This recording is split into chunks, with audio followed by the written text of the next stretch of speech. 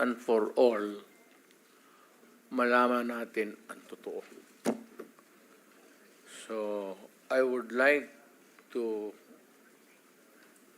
request sa inyo na huwag ninyo akong ituring president or kaibigan. Treat me as a witness and tignan natin kung lalabas yung totoo. So, with your permission, at maraming salamat po sa inyong lahat for inviting me. I'd like to start. My mandate as President of the Republic was to protect the country and the Filipino people. Do not question my policies because I offer no apologies, no excuses. I did what I had to do. And whether you believe it or not, I did it for my country. The war on illegal drugs is not about killing people. It is about protecting the innocent and the defenseless. The war on drugs is about the eradication of illegal substances such as shabu, cocaine, heroin, marijuana, party drugs, and the like, as a menace which ruins people, families, communities, and relationships, and tears apart the social fabric which binds society together in peace, harmony, and brotherhood. It is not unlike slogans which serves as calls for a better future, such as the war on waste, war on corruption, and war against climate change. I have always viewed people addicted to illegal drugs as victims and patients requiring medical help and not as criminals. That is why when the war on drugs slogan came into being, coined first as a message to the people of Davao City to stay away from illegal drugs, but at the same time, I had a drug rehabilitation facility constructed in Davao City, a city government expense, manned by Davao City government doctors, psychiatrists, nurses, and health workers, among others, to look after the complete rehabilitation of those addicted to illegal drugs. I believe then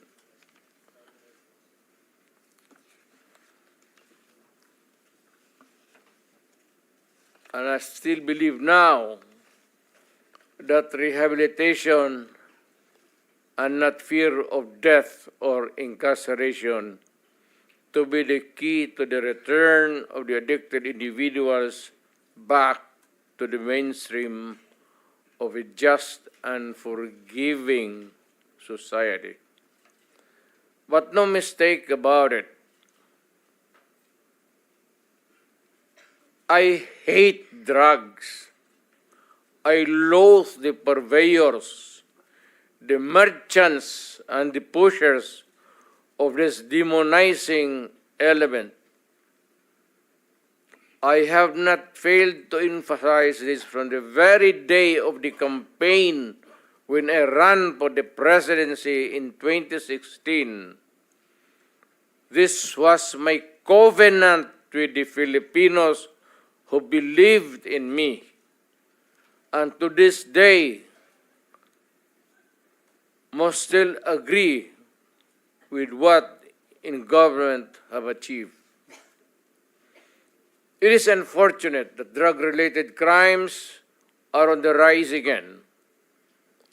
Every day you can read about children being raped, people getting killed and robbed. And just recently, a drug den was raided within the Malacañang complex. This clearly manifests that the purveyors of this menace are back in business.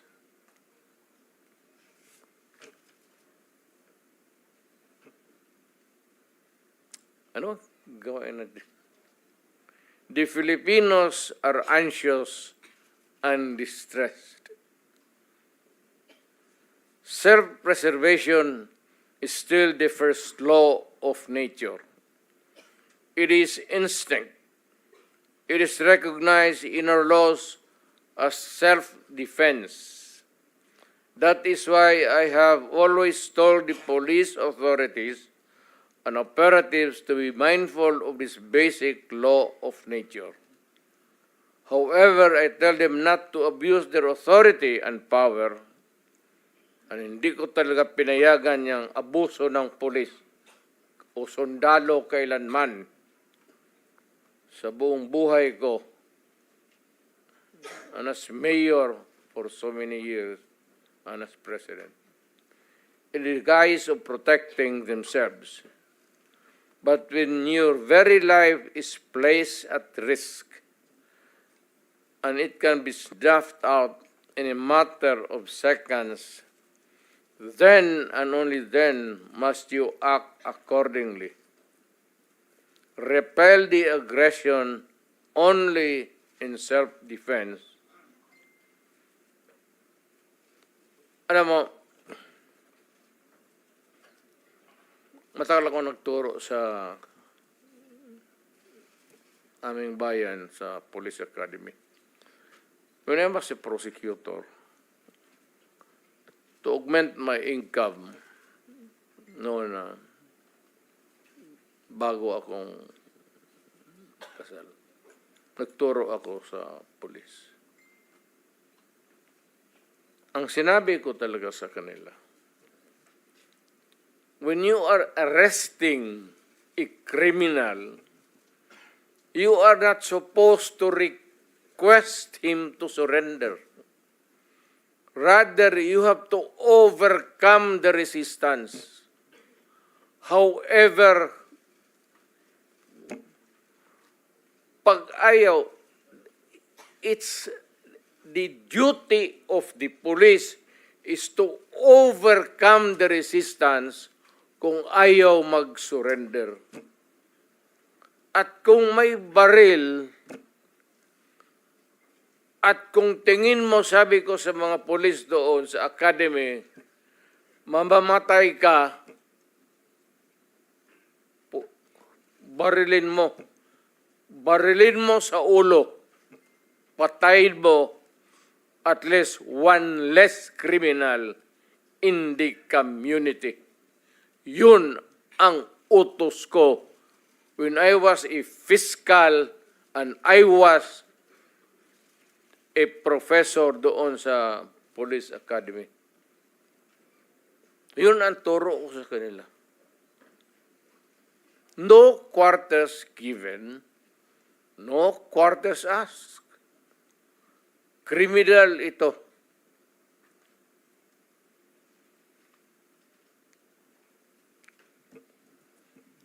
Repel the aggression only in self-defense. Do not make orphans of your children and widows of your wives. I don't want that in my conscience as mayor and president. Hindi ko mabigat yan sa konsensya ko. I have warned But before that, my job as president was never easy, and it was not meant to be.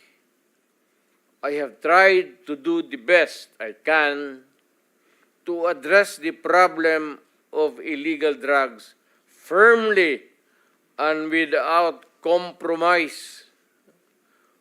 For all of its successes and shortcomings, I and I alone take full legal responsibility sa lahat na nagawa ng mga pulis pursuant to my order. Ako ang managot. At ako ang makulong. Huwag yung pulis na sumunod sa order ko. Kawawa naman, nagtatrabaho lang. Yun ang gusto kong sabihin sa Pilipino at mabutit niyaya ninyo ako dito. Once and for all, yan ang gusto kong sabihin sa tao.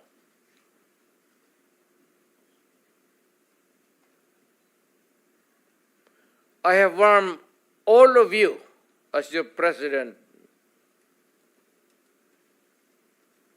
then and as a private citizen now. Drugs will destroy the Filipino. It will destroy my country.